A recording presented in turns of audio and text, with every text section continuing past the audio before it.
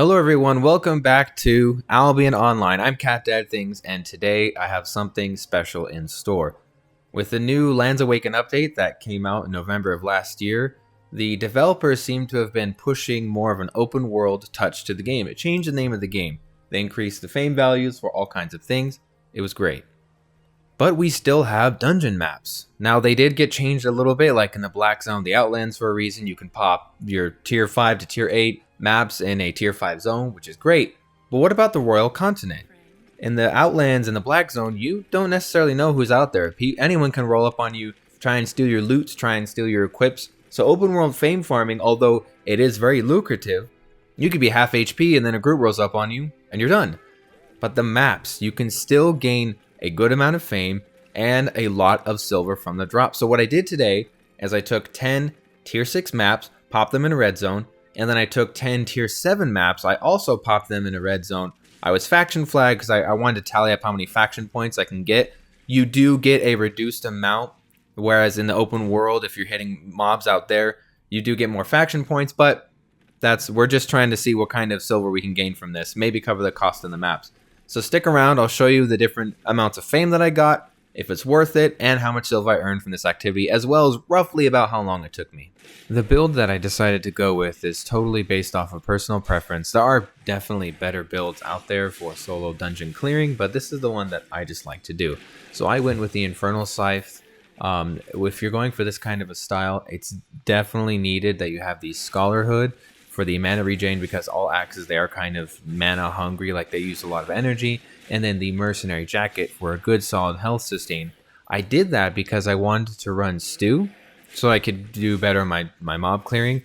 Generally, you'll run Fish and things like that for the health regen, but for me personally, I found if I ran the Bloodlust, I could keep my health at full HP between all my fights, and then have that extra bit of damage so I can increase the time with which that I sped through the dungeons.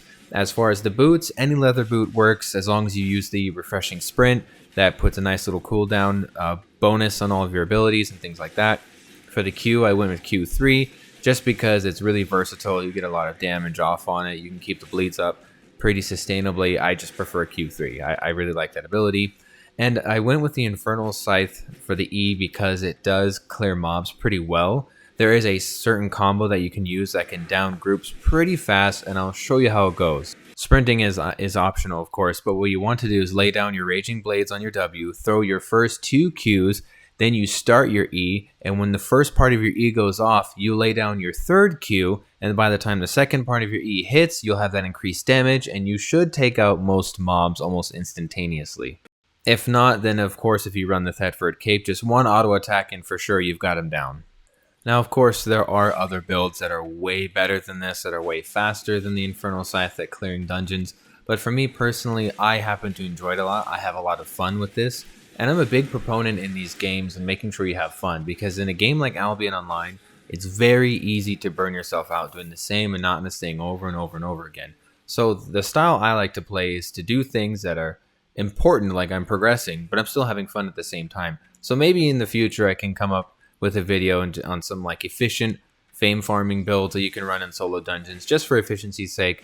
But I would definitely recommend, if you do pick something that you actually enjoy using, and then just use that for all your fame farming.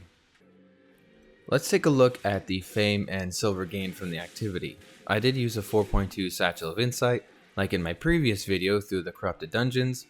You can see the video here if you want to check it out. I was on 100 spec on both my helmet and chest piece, leaving my weapon and boots open to receive some of the fame. I did this to try and create a realistic spread, obviously depending on any buffs you might have or what gear spec is the fame, that it can vary greatly. Plus I wanted to get my Infernal Scythe to 100, who doesn't want that? That's also why I did it. Also, as being faction flagged just for a little extra money, I wanted to see how many points I could get. I know you get less for the solo dungeons compared to open world mobs, but I did it anyway. So for the T6 maps, I gained an estimate of about 615,000 fame, with the 1k tomes included that I got from the dungeons. I sold the Tomes of Insight that I found during the clears. Those are those little yellow 10k ones. I sold them for the silver pool. With about 1,450,000 fame credits added to my total, It took me an average of an hour and a half to complete all of these tier 6 maps, but this is including the extra minute and a half waiting at the entrance of the dungeon so that I don't get invaded. I didn't think I was going to, but I did it anyway. It's up to you if you want to do that, but if I just went on my way, it would knock off only about 15 minutes of my clear time, so I figured I'll just wait. And as far as silver from items and the bags that dropped, I got about 1,140,000 silver for these dungeons, with only about 8,000 faction points. Again, wasn't a lot, but it covers the cost of the maps at least. Now, let's look at the T7 maps, the fame and silver totals. I went with the same exact build. I kept the same set on for all dungeons and replenished consumables as needed. I gained an estimate of about 1,050,000 fame with the 1k tomes included again, sold the 10k ones. I added 2.2 million and 30,000 fame credits to my existing pool. That's a pretty big chunk. I did like to see those numbers. It took me an estimated hour and 50 minutes to complete these. Again, if subtracting wait time at the dungeon entrance, only 15 minutes would be shaved off. And it did take a little longer because these were more difficult mobs. I couldn't blast through them like I did in the T6 maps. I made about 11,000 faction points, which isn't too bad considering I only wanted to cover the cost of the maps, and I pretty much did that. My silver gain, with all of the packs included, was about 2 million. Not shabby at all. All in all, I'm impressed by the money and the fame that I made. No, it's not the most per hour for fame or silver. I want that to be clear. This is not the most efficient way to do either of them. There are far better ways, far better builds to make bigger numbers and make you go faster. But for a casual stroll through, stress-free, not having to worry about ganks, I like it a lot. Even when I cleared a dungeon, I would stop at the end after the final boss, go make some coffee, feed my cats, run an errand, I don't know, whatever. And I came back, and I'm still there, I'm still alive, because it's an instance and no one else can get in there. So, I hope you liked it. Don't forget to like and subscribe and leave a mention in the comments if you like this kind of content, you want to see something else, let me know, or share your thoughts on it, or maybe your similar experience.